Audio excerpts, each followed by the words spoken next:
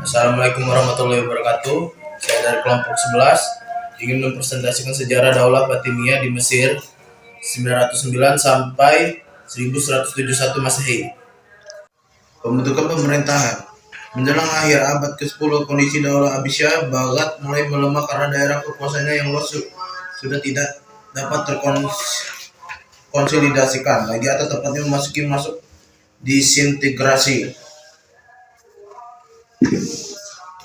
Selain itu, hubungan antara Daulah Abbasiyah dengan orang-orang Syiah selalu dalam keadaan konflik karena Daulah Abbasiyah pernah mengkhianati orang-orang Syiah, maka sekte Syiah bersikap oposisi bagi pemerintah Daulah Abbasiyah.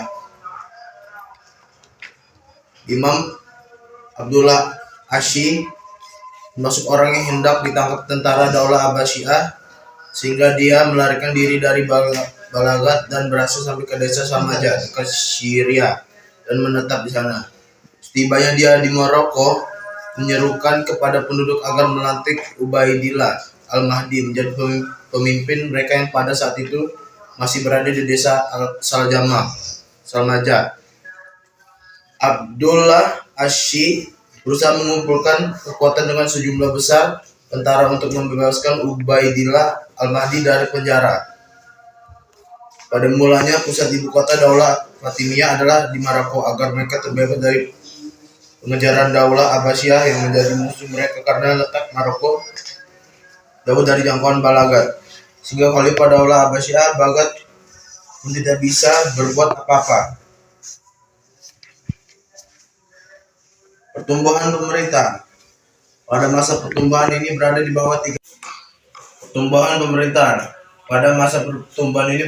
tiga khalifah, yaitu Ubaidillah Al-Mahdi, Al-Qaim, Al-Mansur. Pada masa ini ibu kota Daulah Fatimiyah masih berada di Maroko. Tidak lama setelah berdiri Daulah Fatimiyah di Maroko, maka Abdurrahman III yang memerintahi Daulah Umayyah di Spanyol tidak mau lagi memakai gelar sultan, karena itu dia memproklamirkan diri pula memakai gelar khalifah di Cordova setelah memahami kelemahan Khalifah Abbasiyah di Baghdad. Dalam perkembangannya, Daulah Fatimiyah ingin memindahkan ibu kota pemerintahan mereka ke Mesir untuk mempermudah pengaruh ke timur dan barat karena letak Mesir berada di antara keduanya.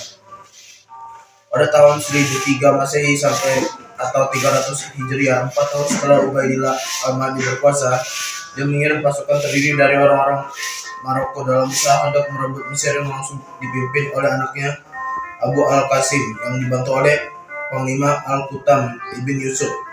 Mereka berhasil menaklukkan kota Iskandaria. Usaha kedua pada tahun 1009 Masehi atau 307 Hijriah, 6 tahun kemudian Khalifah Al-Mahdi dari Daulah Fatimiyah kembali mengirim pasukan di bawah pimpinan Abu Al-Qasim. Dia juga berhasil menaklukkan kota Iskandaria dan Aljairah. Usaha ketiga pada tahun 933 Masehi atau 321 Hijriah, Khalifah Al-Mahdi kembali mengirim pasukan di bawah pimpinan Al-Jaisi bin Ahmad Al-Maghribi. Al-Qasim sebagai khalifah kedua Daulah Fatimiyah mengirim pasukan tambahan, tetapi Daulah Isyad yang pernah berkuasa di Mesir berpihak pada Daulah Abbasiyah dan membantunya untuk mengalahkan tentara Daulah Fatimiyah, sehingga pasukan tentara Daulah Fatimiyah kalah dan mereka terpaksa mundur lagi ke Maroko. Kejayaan pemerintahan dan perkembangan pengetahuan. Pada masa kejayaan ini berada di bawah 3 khalifah, yaitu Al-Mu'izz, Lidinillah, Al-Aziz Billah, dan Al-Hakim. Biamrillah, Daulah Fatimiyah menjadi daulah ketiga dalam Islam setelah Daulah Abbasiyah dan Daulah Umayyah Cordova yang berhasil memajukan peradaban Islam pada periode klasik. Yang selanjutnya, yang pertama ada Khalifah Al-Mu'izz Lidinillah.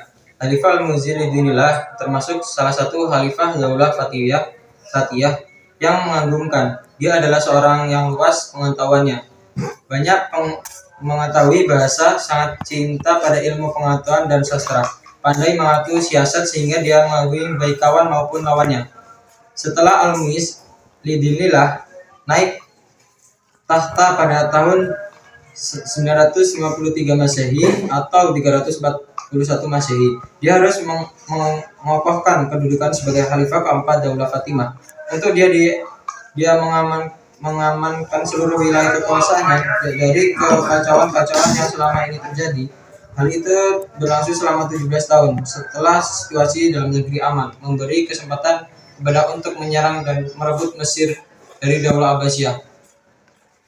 Oktober tahun 970 Masehi, Al-Mu'izz Diniyah menggerakkan pasukan dalam jumlah besar di bawah Panglima Abu Hasan Al-Jauhar, dan berulah kali mereka berhasil menguasai Mesir pada bulan Jumadil Awal. Kemudian Jauhar pergi ke Masjid Ibnu Tulun dan menyuruh muadzin mengeluarkan azan Syiah, yaitu Yahya al-Taril Amal. Itulah azan pertama orang Syiah di Mesir. Pada masa pemerintah Al-Mu'izz Diniyah, Panglima Besar Jauhar al-Khatib telah berhasil membangun ibu kota Daulah Fatimah Al-Qoiyah atau Kairo di pinggiran barat Sungai Nil untuk selanjutnya ibu kota Daulah Fatimah berpindah dari Maroko ke Kairo. Demikian juga dia membangun istana untuk tempat tinggal Al-Mu'izz Diniyah. Setelah itu Panglima Jauhar al-Khatib membangun perguruan tinggi Al-Jami Al-Azhar, dan Khalifah Mu'izz Diniyah meresmikan Universitas Al-Azhar tersebut pada tanggal 17 Ramadan 361 atau 22 Juni 972 Masehi. Pada mulanya kurikulum yang terapkan universitas tertua di dunia itu adalah berdasarkan mazhab syariah aliran Ismiyah untuk memajukan ekonomi. Yang kedua ada Khalifah Al-Aziz Billah. Al-Mu'izz Diniyah wafat pada tahun 975. Kedudukannya digantikan oleh anaknya Al-Aziz Billah. Pada masa pemerintahan Al-Aziz Billah, dia dapat mewariskan sumber kekayaan negara dari ayahnya yang dapat digunakan untuk lebih membangun Daulah Fatimah. Selain dia banyak lagi pembangun istana, juga Universitas Al-Azhar semakin dikembangkan sehingga mampu menyediakan asmara bagi mahasiswa dengan gratis. Demikian juga makan dan pakaian mereka disediakan oleh negara sehingga mahasiswa dapat berkonsentrasi penuh menekuni kuliah mereka. Bahkan wazirnya, perdana menterinya yang bernama Ya'qub ibni Keles, seorang Yahudi yang masuk Islam, mengadakan pertemuan-pertemuan besar di istana pada setiap hari Kamis dan Jumat, dan dia membacakan karangannya kepada para hadirin. Adapun yang menjadi peserta pertemuan adalah para qadil, fuqaha, ahli qiraat, ahli nahwu, ulama hadis, dan para pembesar negara berbakat. Yang ketiga adalah Khalifah Al-Hakim Bi'amrillah. Pada masa pemerintah Khalifah Al-Hakim Bi'amrillah, kegiatan diskusi semakin berkembang dari istana beralih ke perpustakaan karena perpustakaannya juga mempunyai peran penting dalam membangun ilmu pengetahuan. Oleh karena itu, pada masa pemerintahan Al-Hakim Bi'amrillah, dia sudah membangun perpustakaan Darul Hikmah dan menugaskan kepada para ilmuwan baik di bidang ilmu nakli maupun ilmu akli untuk mengelola perpustakaan tersebut. Di dalam dilengkapi buku-buku karangan para ilmuwan ternama untuk telah dikaji. Semua orang diizinkan memanfaatkannya. Dan kegiatan persaingan secara positif, sportif dari tiga kerajaan Islam tersebut di atas untuk memajukan kekuasaan masing-masing, turut serta menjadikan pendukung dan faktor tersendiri bagi kemajuan dan kecerdasan pembangunan ilmu pengetahuan di saat itu. Karena hal itu membangkitkan semangat yang semakin energik. Khalifah Al-Hakim Bi'amrillah juga mendirikan Darul Ilmi sebagai pusat penyaluran ilmu kedokteran dan ilmu astronomi. Pada masa inilah muncul seorang astronom besar yang bernama Ibnu Yunus dan seorang tokoh fisika dan topik bernama Ibnu Haytham. Yang selanjutnya, kemajuan ekonomi. Kemajuan ilmu pengetahuan dapat tercapai karena didukung oleh kemajuan ekonomi suatu negara. Maka Daulah Fatimiyah mengalih sumber pasukan ekonomi negara dari berbagai bidang, diantaranya yang pertama pajak. Mesir dikenal sebagai negara yang kaya hasil pertanian atau tanah-tanah di lembaga Sungai Nil sangat subur. Maka pajak dari hasil pertanian tersebut turut serta menjadi sumber pasukan keuangan negara. Sumber pasukan lainnya yang diperoleh dari hasil presentasi dari kelompok 11. Assalamualaikum warahmatullahi wabarakatuh.